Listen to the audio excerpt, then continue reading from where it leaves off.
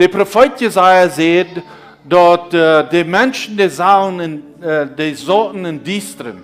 Und sie werden in Diesteren. Und das steht, wo Jesus seine Ministry anfangen, dort als Charakter steht, dass wir nicht in Judäa, dass wir nicht in Jerusalem, wo viel noch von der Wort Gottes geredet, gepredigt wird, wo die Tempel wir und so weiter, dort wir nicht auf das steht, wo Jesus seine Predigt anfängt. Dort wir auf steht, so dass die Prophezeiung soll erfüllt werden, dass die Menschen, die in Diestern sollten, die würden in Licht sein.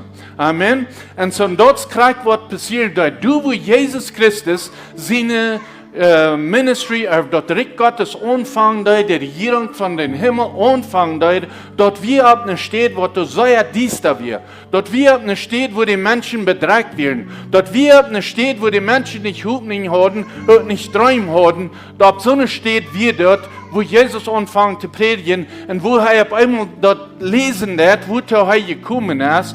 Und dann auf einmal, dann lernt er dort, nur dass er geprüft wird und dass er gestärkt wird im Jesus Gottes, sagt er, von der ist diese Erfüllung gekommen. Halleluja, Amen.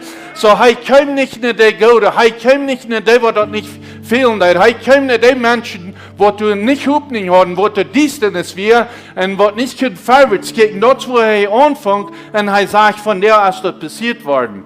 Und so, du wirst uns sehr vorstellen, sein Ziel, wir, besonders uns als Menschen hier auf dieser Welt, alle Rassen, jeder Klier, jeder Stamm, jeder Sprech, will heiraten, er will du sein, er will uns Hoffnung geben, und das so kriegt, was hier passieren wird, und er fängt in der Dunkle, in der Düstere steht an, und sogar das ein von seinen Jüngern sieht, was von Gott kann, aus Nazareth kommen, right?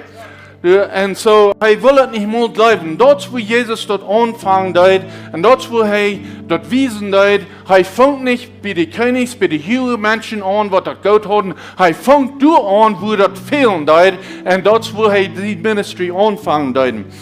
Amen.